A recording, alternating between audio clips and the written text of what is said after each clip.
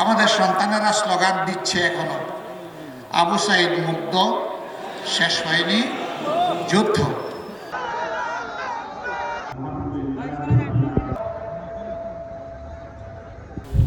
আমি আশা করি 5 তারিখের পরে রাজশাহীতে কোনো চাঁদাবাজি হয় না। রাজশাহীতে কোনো চাঁদাবাজি হয় না।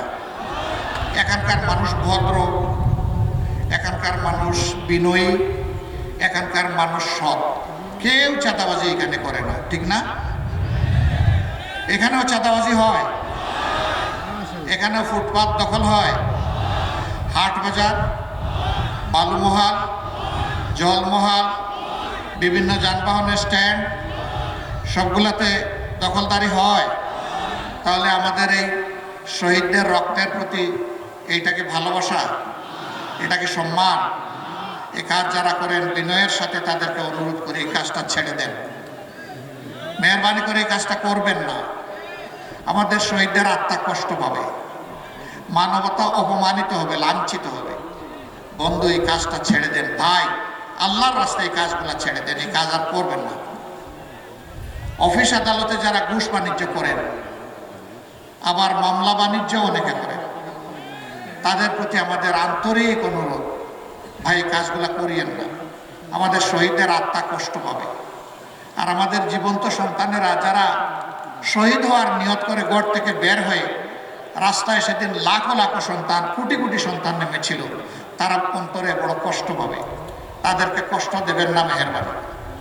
তবে যদি আমাদের এই বিনয়ী অনুরোধ কেউ না মানে, তাহলে তাদের জেনে রাখা উচিত যুদ্ধ আমাদের শেষ হয়নি। আমাদের সন্তানেরা স্লোগান দিচ্ছে এখনো, আবু সাইদ মুগ্ধ, শেষ হয়নি যুদ্ধ। আপনারা আমার সাথে বলবেন, আবু সাইদ মুগ্ধ, এ লড়াই চলবে ইনশাআল্লাহ। কতক্ষণ?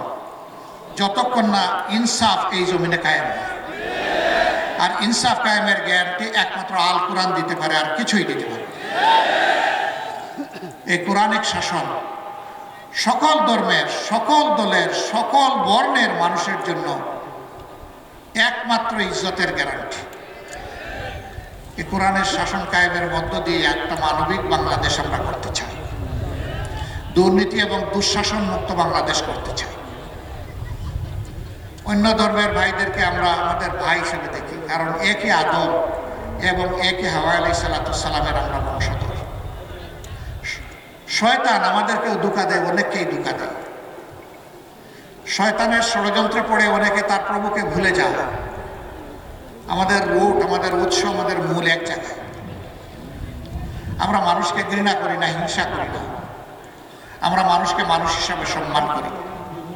মানুষের দুঃখে কষ্টে চেষ্টা করি সাড়া দেওয়ার, এটাও চেষ্টা করি সবার আগে সাড়া দেওয়ার। কেন? কারণ আল্লাহর হাবিব বলেছেন, খায়রুন নাস মান ইয়ানফাউন নাস। মানুষের মধ্যে তারাই উত্তম যারা মানুষের কল্যাণে সবসময় ব্যস্ত থাকে। আল্লাহ যেন এই তৌফিক আজীবন কিয়ামত পর্যন্ত আমাদেরকে দান। সম্মানিত ভাইয়েরা, সেই সামনের সেই কল্যাণ রাষ্ট্র, বৈষম্যহীন, দুর্নীতিমুক্ত, চাঁদাবাজ মুক্ত, ঘুষ মুক্ত একটি ন্যায় ইনসাফের বাংলাদেশ গড়েই আমরা মানবিক বাংলাদেশ করতে চাই। এই বাংলাদেশ আপনারা চান, আমার সহকর্মীরা চান, তাহলে আমাদের লড়াই চালিয়ে যেতে হবে। ত্যাগ অনেক করেছি, ইনশাআল্লাহ আল্লাহ তৌফিক দিলে জাতির জন্য আরও ত্যাগ স্বীকার করব। আমরা এক মুহূর্তের জন্য বিশ্রাম নেব না। বিশ্রাম নেওয়ার কোনো সময় আমাদের নেই। এই জীবন খুব ছোট, কাজ অনেক বড়। সেই কাজগুলো যেন সমাধা করতে পারি, আল্লাহ যেন তৌফিক দান করেন।